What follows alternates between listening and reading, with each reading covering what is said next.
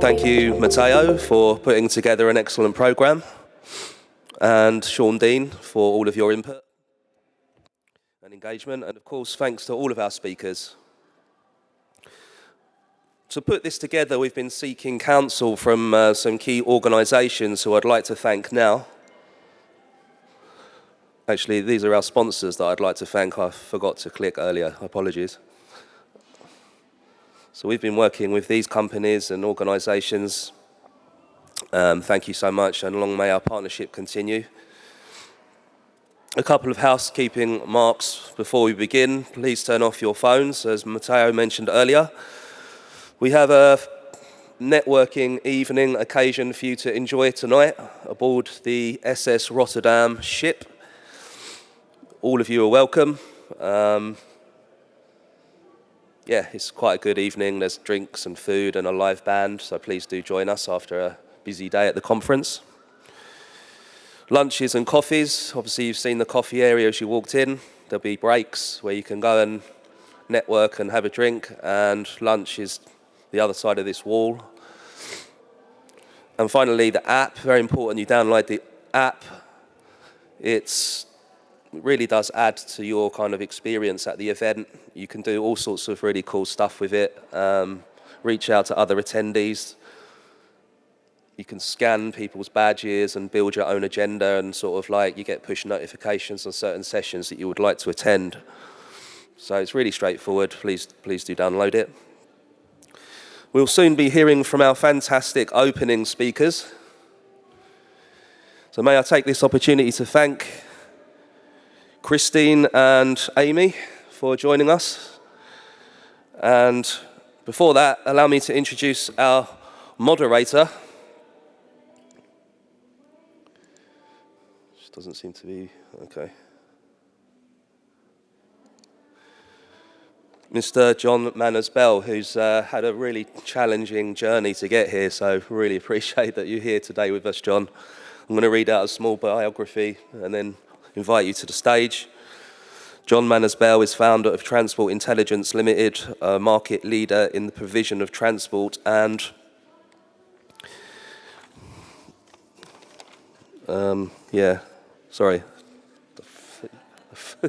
it's gone to a In 2021, he founded the Foundation for the Future Supply Chain, a not-for-profit organisation dedicated to improving the understanding of sustainability, risk, innovation, ethics, and public policy for the global logistics sector. John has authored 5 books. His latest is The Death of Globalisation, which I understand we have on site, if anyone would like to buy it. And yeah, that's John in a nutshell. There's plenty more, I'm sure, but I'm going to hand over to John Manners-Bell now. So please welcome him to the stage. John. Thank you so much. I'm hoping this one is going to work. Let's see. Here we go. Testing. Maybe I'll use yours. Yeah, if you don't mind. Yeah, let's go. Right. Have you got any slides? No, fine. Okay. Yeah. Great. Well, thank you very much indeed, Paul. It's a great privilege to be here today. I'm moderating 3 sessions with some super speakers, and it's really good to see this format working so well and see so many of you here. I think at the times we're going through are so challenging in many respects. Our first session is called the Good, the Bad and the Ugly, and there's an awful lot of ugly going on at the moment, as I'm sure you're all very well aware. In fact, I think the best expression I've heard to describe the environment that we're going through is toxic uncertainty, and that really is influencing on the logistics side of the business, but as we'll see from our fantastic 2 first panelists, it's obviously influencing the supply chain side of the business as well from our shippers. So we'll come to our 2 speakers in a minute when I'll invite them up to the desk.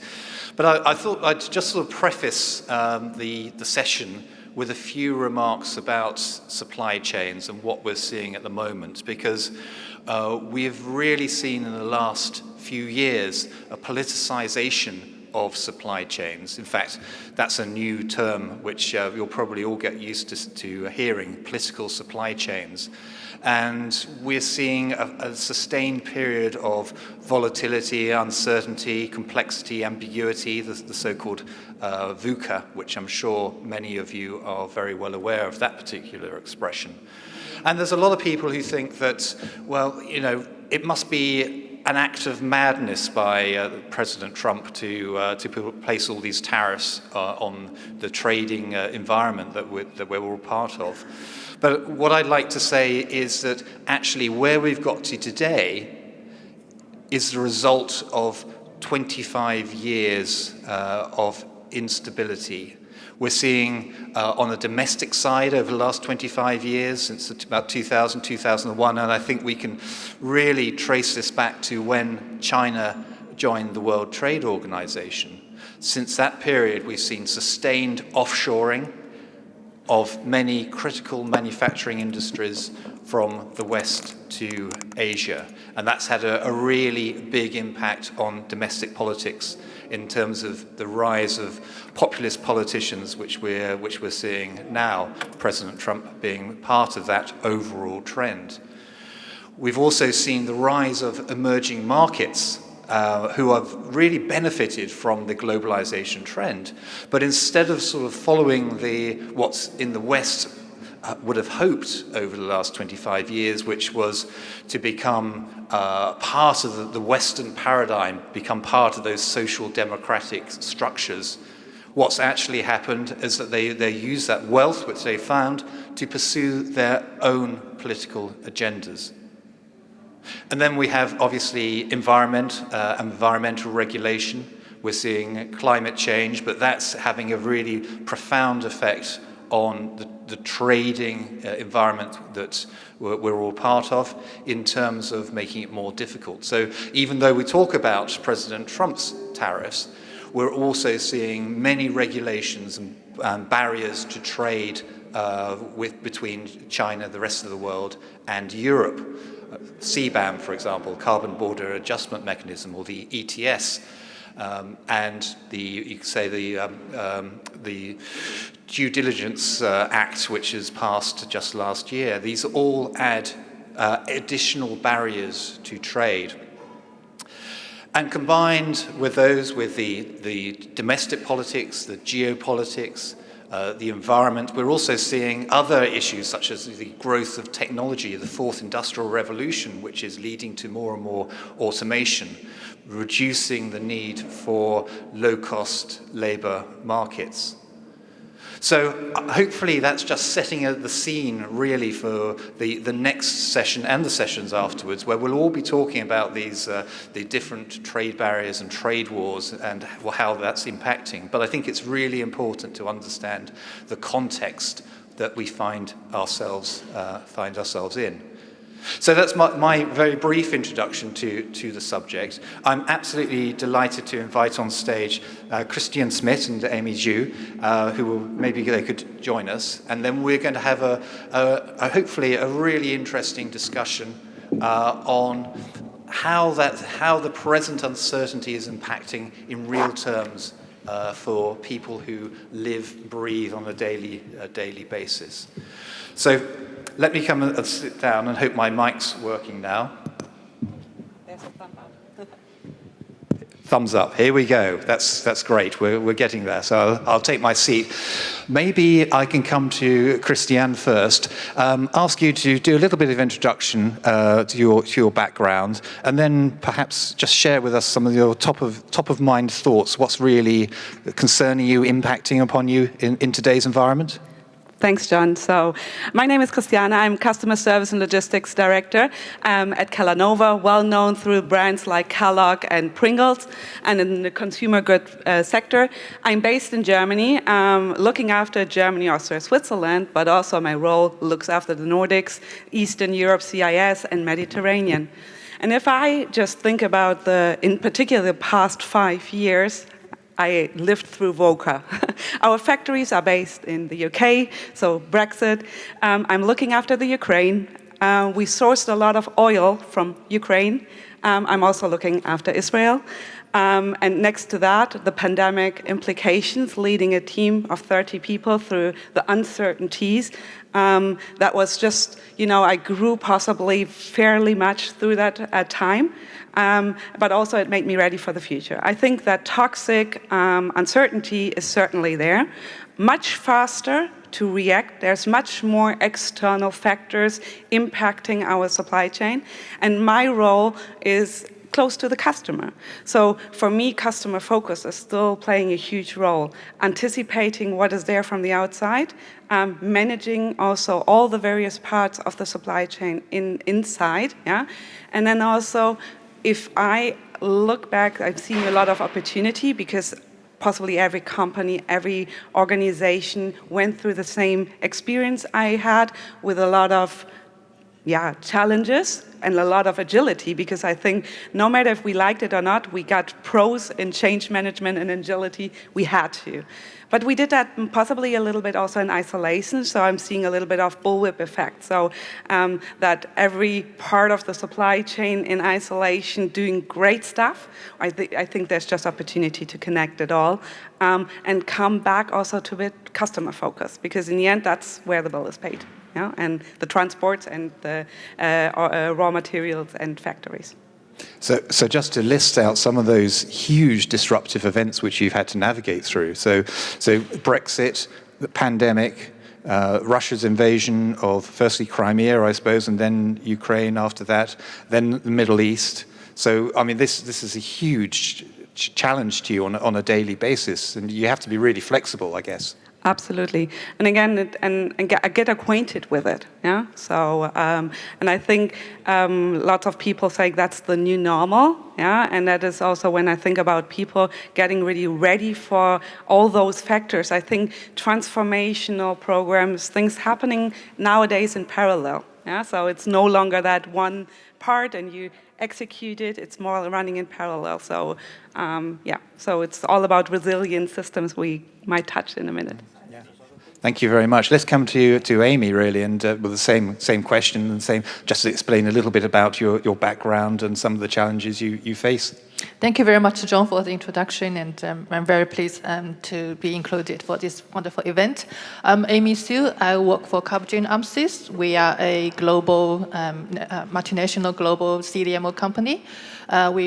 Our core business is to develop new molecules for all the big pharmaceutical companies in the world. So we have 8 manufacturing sites covering 8 different countries. So I can relate quite a lot to what Christian said ahead. So we literally live in the VOCA pretty much since the COVID period.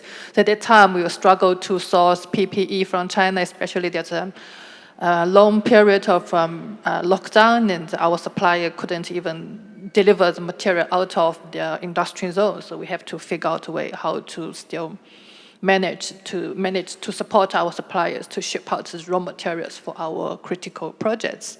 And then the Brexit, so we have to review all the distribution channel to work out all the regulation. I had to review all the regulation behind that to communicate with all the clients about the change and to mitigate the risk we are potentially going to face, and also receive as much support from the customers. And to luckily we didn't suffer commercial impact, but a lot of work, a lot of internal collaboration, also external collaboration has to be built on that. Then now the geopolitical issue, and from where we see, because we cover the supply chain operation, but our function is driven by the order, where the customer located, where the customer is talking about. So from now, since the last year, we can see quite a big shift about what is the customer, where the customer from, where are the key projects from, which naturally also drives supply chain team to constantly review the regulation, the compliance, the registration, the pharmaceutical registration behind this new market. For the pharmaceutical, we're heavily regulated. So apart from the traditional logistic concept, supply chain team, we also cover the compliance part, which means we have to work very closely with the local pharma authority to have to understand what are latest regulation, if they also leave us enough time to prepare for the related to registration, also the commercial impact. We have to communicate with the customer how to deal with it. So I see it's quite interesting period for supply chain, because in the past some of the functions seen us as a silo department, only look after logistics, but now we are getting more and more involved in pretty much all aspect from the organization activity. So I'm personally getting excited about it, and also it's put a lot of pressure on the supply chain team. We have to keep fresh up our knowledge, no matter in terms of supply chain, also in terms of general knowledge, the global situation, the economic factors behind, also the latest technology. The role is getting more and more challenging, and we have to live up to it. Isn't that apparently an ancient Chinese curse? May you live through interesting times. May your supply chains be interesting. Is that a variation, perhaps? No, in Chinese we say 危机 crisis. 危机 means danger and opportunity. We have this view. Yeah, from one side is crisis, but the other side is opportunity. So I would like to keep it, a positive approach. So crisis and opportunity at the same time. Yes. I think that's one enormous takeaway already from this morning. But that's brilliant. So just in terms of your supply chain, who are your customers and who are your suppliers? Are your suppliers globally based, or are they more regionally based? Tell us a little bit more about your supply chain. A mixture. Our suppliers, globally based and also regional based, but it really depends on the economic factors behind. Say for example, if we would like to source a commodity product, which means low price, high volume, which makes much more sense to source locally, because otherwise we can avoid the shipment and also the long delivery, long lead time to make our supply chain operation more agile. But in some area, like especially in the pharmaceutical area, some of the critical raw material, we only have very selected suppliers all over the world, which means we also have to work across the world for these qualified suppliers, which also makes it more important in terms of supply relationship management, because I do feel experience if the supplier if we take a supplier on board with us, aiming to nurture the long-term relation, allow the suppliers to see what's the business potential behind which customer we are talking with, so we can massively gain the support from the supplier to either put more resources on this critical project, customized project, and also help us with the security of the key raw material and also the delivery, also the inventory and holding. So yeah, it requires more attention from the supply chain perspective, especially for the critical projects. Great, thank you very much.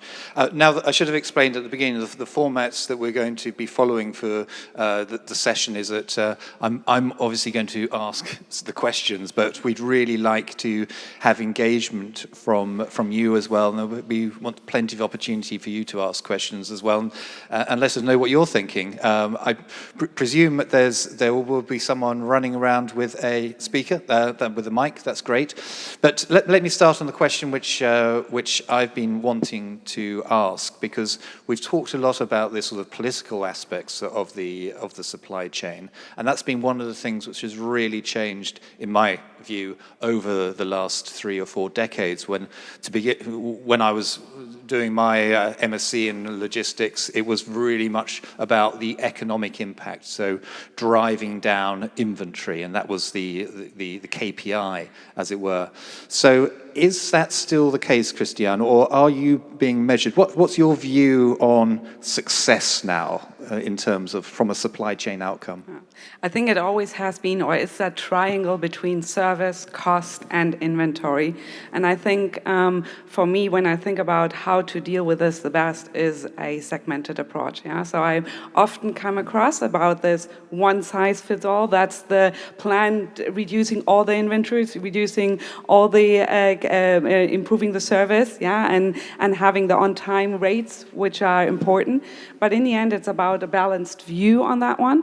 I think we have been reactive. If I'm honest, Calanova has been reactive. Yeah, so still having that KPI, so they were also going and hunting after those opportunities. But for me, it's also about the digitalization and partnership. So I think data coming up, utilizing this in the best way, yeah, and bringing resilience into the system. What do I mean by that? I often hear also agility, and that is for me kind of also agility comes with possibly unplanned reaction. Yeah, resilience is about it's okay. I think we all learned, and also when we look now into the future, there will be some bumps in the road. Yeah, inventory strategy it's still there, but I think it comes also with strategy where to put the inventory buckets. Yeah, so closer to the customer, yeah, working with the customer. So I think that end-to-end supply chain and bringing the customer in again and building that trust. Because I feel like that where, if I look back in my customer strategic tactical projects, are where I had a seat at the table there as well and looked at them in the partnership with the supply chain side on it. At the same time, also collaborate with my commercial partners, sales. Yeah, so together that supply chain is not, to your point, just delivering, holding inventory forever. Yeah, so and then responding immediately to any kind of a change in demand.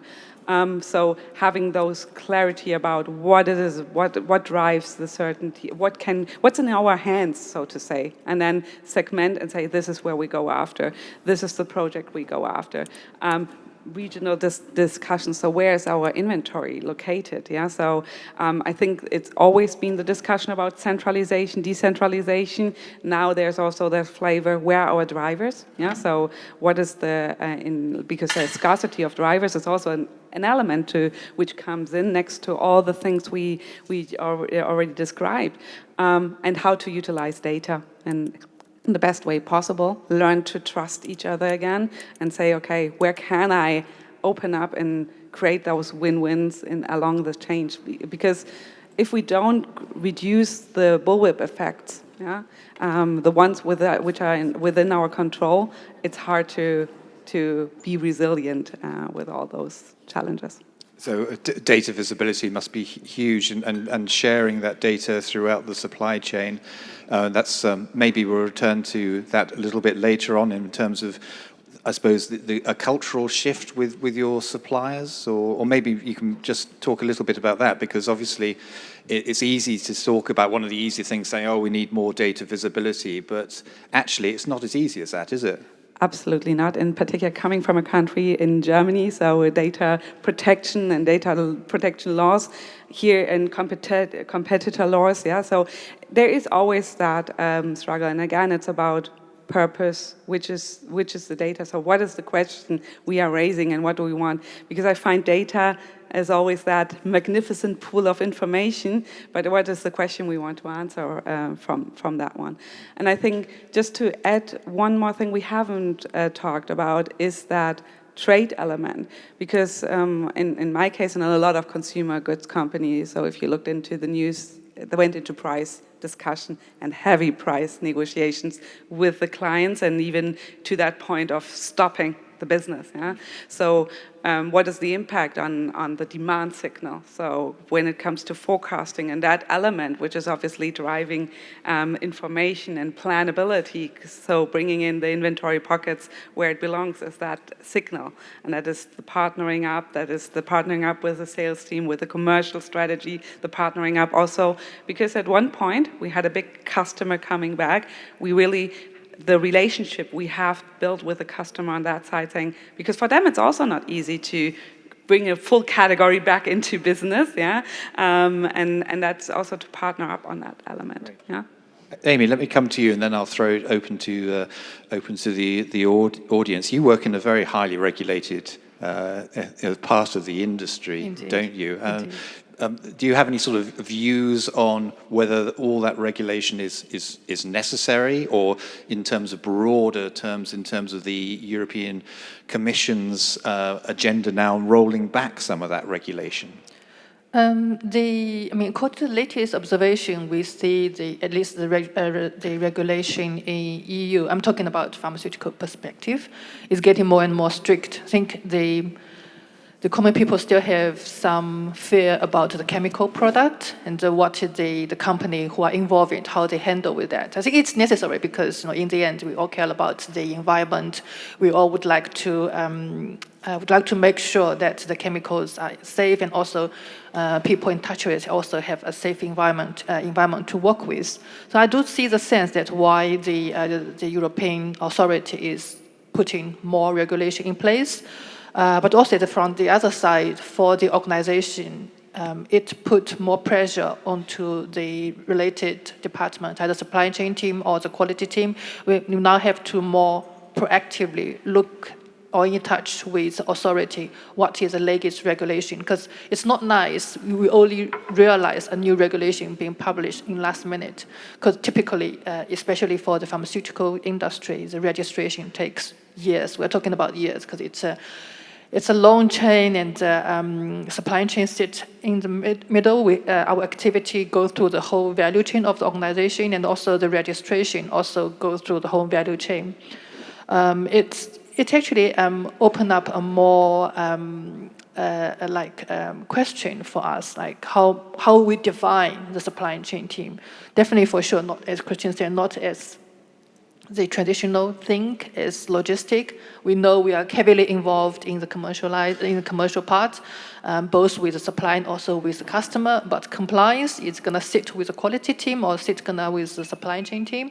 So it's opened up a question like which department, which function gonna look after this. But for supply chain, it's actually of our interest because if we don't follow this regulation, the shipment's not able to ship out in the end. The responsibility comes to us. So for me, I don't mind take some leadership on that, but also it all requires a lot of collaboration from externally and both internally and externally. It's like Christian said, I see more supply chain as a bridge between different functions, because we see the whole value chain throughout the organization, starting from very urge, R&D, procurement, commercial, supplier, customer, and also the financial impact also somehow falling. We also have the impact with. So it's it's changing very fast, and still every day I'm learning. I'm learning new things. Fantastic. Right. Well, thank you very much for the opening remarks and thoughts. Let's come to our audience now, who may have a vastly different perspective on the subject. Does anyone have any questions or thoughts that you'd like to raise at this point before I move on to another question? We have a couple on that side. Thank you very much.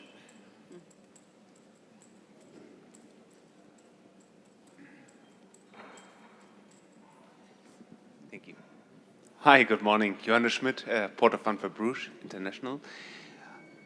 I've got one general question I'm thinking about since months. Are we really living in a VUCA environment regarding the supply chain? I have my own theory. I don't think so, because going back to history, it was never stable. The Cold War, the trade policy from Thatcher, from I want my money back, to Nixon, to and so on and so on and so on. But is it not the case that we have optimized our supply chain so much to the edge that we have no resilience available anymore, which we had in the past, and the times did not change? Even in my opinion, it became more stable because the consumer patterns have remained more or less stable in all regions. You can sell the same products all around the world. So is it the VUCA really more a consulting word, or what is your perspective on it? I still don't have the final answer for me. Well, that's a great perspective. So just to sort of summarize, I guess, what you're saying is that the environment's always been challenging, unstable.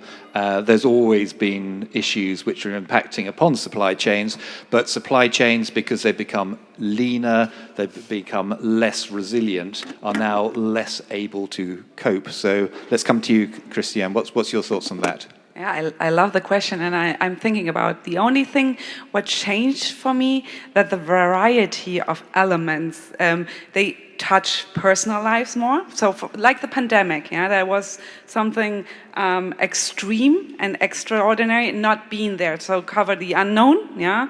And I've seen, let's say, the dynamics being extremely strong, but I think the point is right. So people also, leaner supply chains, also leaner teams experience, yeah, with that, yeah, so that the experience is low, and then make a person resilient. I think that's also a point in there. What changed in in the people's habits, lives in there. So resilience means a lot of different things to different people, and it's hard to because we talked about it earlier. I'm very passionate about supply chain, but equally about leadership.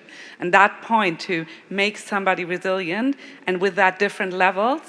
What is it? What is it in there? And how can we invest into that people, which are still forming a big part of it?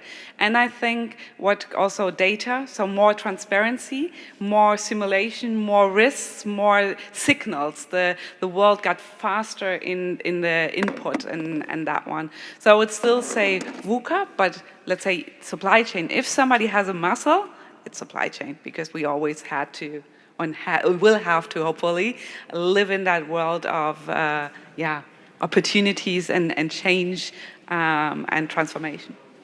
Can I add a few points? It's a very good question. Actually, you're absolutely correct, because this political issue, the war, happens all the time. Look back, thousands of years of human history, it happens all the time. I think the one unique point at this right now is not only from the commercial, from the political perspective, but also we live in the age of AI. Like things that, like the past couple of years, I'm literally bombarded by this AI company approaching me, trying to sell their platform, the supply chain related platform service. So I feel like I have to pick up my AI technology, IT technology, to understand what they're talking about. So this is another level of uncertainty. On top of that, also let's not forget about the climate change. We have seen extreme weather more and more often now. I think even in this year, I can easily recall a few accidents that have actual impact on our supply chain. So with these three levels of uncertainty together, so we're exposed to more complex situation in terms of economics, also the political, and also the climate change. I think we are living in the we are living in the age that we are bombarded by the information. I feel like every day there's so much thing to learn. Which one should I pick the first? So it's a very good question, actually. Yes, thank you very much for that. And just my last thought on that is, I dare say you might have read the book, Black Swan by Taleb, and he says we are living in an age of wild randomness caused by a lack of understanding of interconnected networks.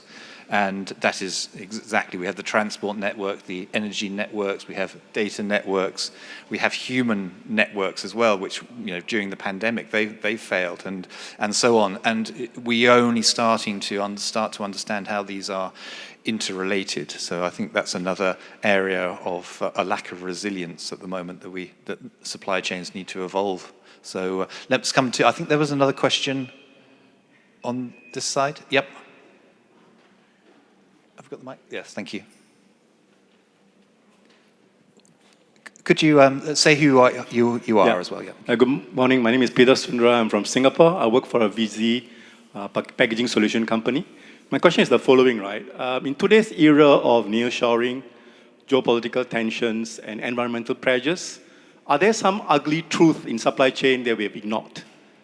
If you have ignored, what are the risks of ignoring this ugly truth in supply chain? Thank you. Just before, can you sort of elaborate on the ugly truth, which sounds fascinating? Yeah, in my view, ugly truth are things in supply chain that we know it's there, but we try to avoid for inconvenience, for lack of solutions, right?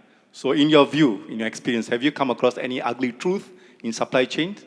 And what are the risks of ignoring them?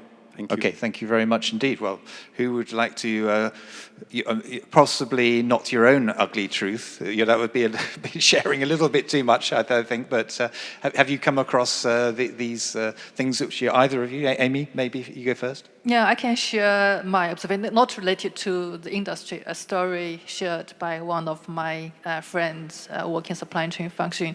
And recently she told me it's a big tech company, very well known in UK, but because of the geopolitical pressure, they have been working with several Chinese suppliers for more than 10 years, and the collaboration works very well. Both parties are happy with each other. And recently, because of the change of their organization structure, becoming US-funded organization, so they are pushed. The supply chain team is pushed to quit the Chinese market in terms of the sourcing, but have to look after the completely new market like South America and also Middle East, which the supply chain in UK have no idea because they don't understand the culture, they don't speak language, is also a barrier, and also they have no experience, no connection at all. But so right now she's struggling because the KPI, whatever need to be sourced, still has to be delivered. But for her, it's a completely new market without much internal support. She has no clue where to start, how to navigate in this completely new environment, and she has no clue how much risk she has to consider into the plan. So this is something we would like to do, but supply chain could be put into that situation that we might have to do. Christiane. Just my immediate thought is I love this question as well, and I was thinking about it. Two things, it's more generic. For me, the retrospective, so a lot of fast-moving consumer goods with 20 years, more or less on the same bus, and sometimes we tap always into the same, so we sometimes don't inhale, look back. And then the other thing which I explained before, for me it's a little bit, did we lose sight of the customer? So when I think about the supply chain again, so there might be still great project with service partners and warehousing, transportation, maybe also raw material suppliers, etc., etc. But sometimes with the intent, might not be the right for the customer. And there's for me sometimes this shutting the eyes, what is really needed, and let's say involve or include them in the strategies or your ideas and test. So experimentation, also some of those agile values I love, and one is the experimentation. And I think this is sometimes to also work with the customer and try things, but first open that door and consider that in there. So. Yes, I think that there's lots of ugly truths about the logistics and supply chain, and probably that might be a very good subject for next year's where we can talk about, why is the logistics industry not a better place for people to work in? Why are there always driver shortages? Why are there shortages of labour? Why is the sort of gender imbalance so great? Looking at the economic value that could be released by improving the conditions and the environment and making it somewhere that in large amounts of Europe people just do not want to work in the transport, logistics, the shipping industry. I think that's something which the governments really need to look very, very hard at, and so does the industry. But thank you very much for your question. Any more questions from the floor? Not at the moment. We have about 11 minutes left. I'm looking at my sort of countdown. So let's return to one area that I think we've already sort of touched off in many ways, but come to you, Christiane, looking at many of the changes you've already been talking about and the challenges. Is this resulting? We've already heard nearshoring being mentioned. Is it resulting in changing flows of goods throughout, say, on a European basis rather than on a global basis? Is there big structural changes there? Yeah, so I see that really that people exploring again regionalization and a lot of warehousing concepts. So really, where's the inventory pocket? Sourcing, yeah, as well. So we really explore where does it need, what is also competition doing. It becomes a competitive advantage. So being responsible for the Nordics, I see a lot of local produce, local resource, local, yeah, so that it becomes something people also look after. It's an environmental, sustainable aspect as well in there. And yes, it's all about looking at it holistically and where is the best location for the goods. I see that definitely more. In Calanova now specific, we are mainly sourcing in Europe. We only have that for the US and Israel, and that is just because of the food requirements. But that, other than that, we are locally producing.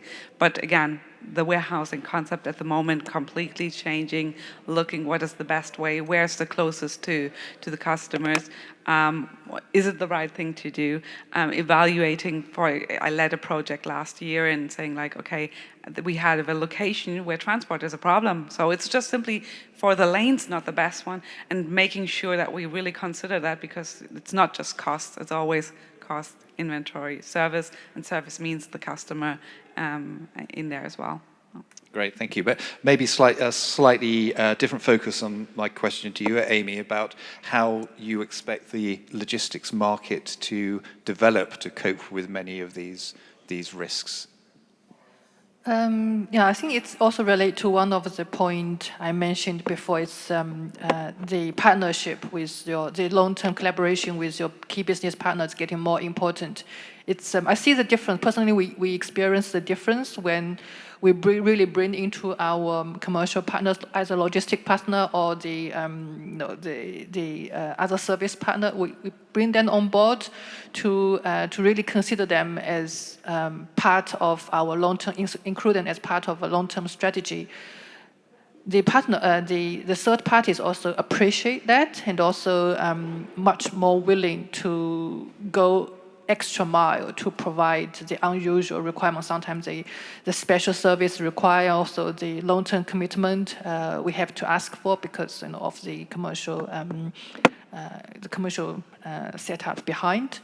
It is one of the way to mitigate the risk, but of course the agile of the team, as Christian's mentioned many times, is always one of the key elements. And it put the whole supply chain team not only just focus on the daily supply chain activity, because this is something very easily people just fall into the daily operation job, but how to jump a little bit out of your comfort zone to say, okay, what else we could do, what the extra value a supply chain team can bring to the whole organization to help to mitigate the commercial risk. And also recently I heard supply chain team professionals talk more about investment, the investor try to involve the investor into the include the supply chain event, which is a quite good trend, because to some extent where the business fund also have to be decided about where the capital is from. And we do have to consider what is the long-term tendency of this investor's view in order to maximize the value for the supply chain team. So it's multiple ways to mitigate the risk and make our life more interesting. Yeah, that's very interesting. And you mentioned a little bit about leadership. I think that's very important. I mean, you already mentioned it, Christian, but maybe for the last few minutes, we could just return to how important you see leadership as a way, I presume, of making supply chains more resilient. So thanks for that question, because I think really the leadership aspect changed. Yeah. So again, people, no matter how much data and systems and tools will be there, they're still people.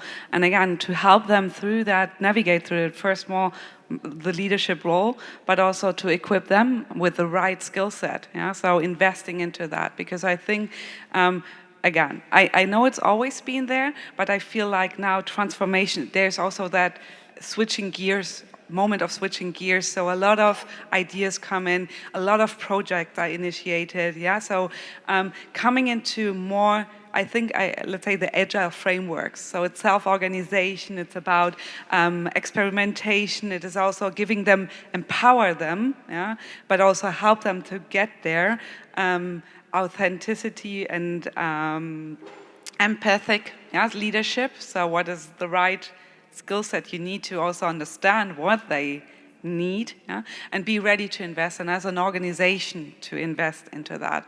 And again, the leaders, which might be decision makers, and so also being comfortable with that situation of diversity in the people, being ready for making those decisions, navigating through change.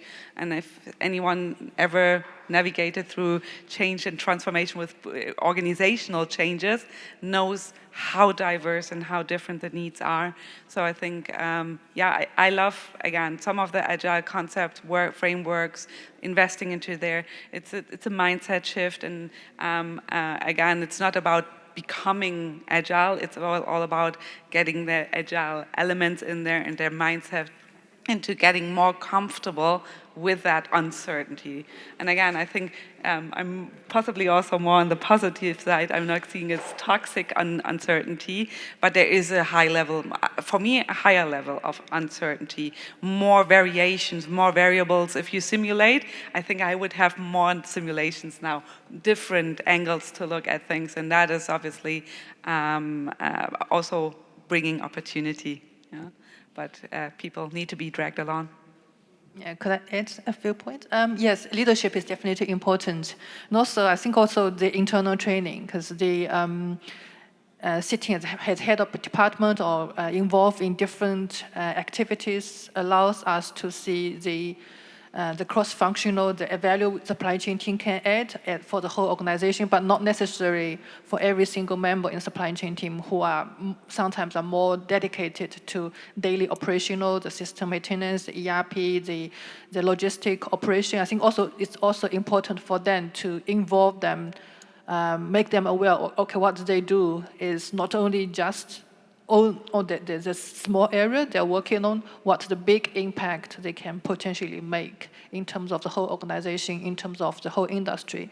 Also, to some extent, to give a wider recognition for every worker to feel part of it, to make them realize what the value they are creating. Actually, it's probably more than what they think. It's one of the good way to give motivation to the people. They would like to receive more training to learn new things, and also from the management, from the leader perspective, it's naturally you receive more support from the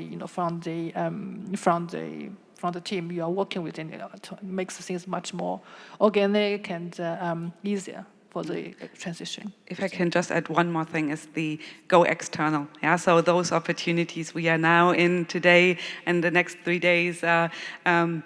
Let's say the leadership, you're not alone. And most likely the problem you facing or challenge you're facing, somebody else is having as well. So the power of networks, those opportunities to learn, because I think sometimes I observe people trying to solve their problems always on their own. Yeah, and then I think these capabilities and giving them that opportunity is always a good one. Yeah, absolutely. I think we don't have to feel shy to shout out for the question, because I'm sure a lot of people, they are willing to help if they understand what's the situation you are facing with. And that's, again, I really appreciate this event, to connect the different perspective, different industry, different functionality of the supply chain together to allow everyone to have a wider view of this nowadays world.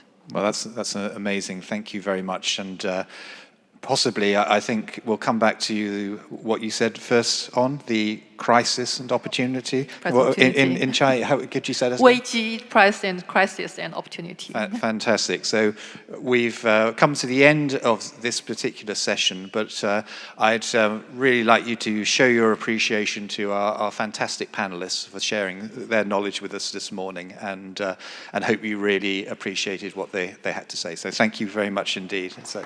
Thank you very much, John.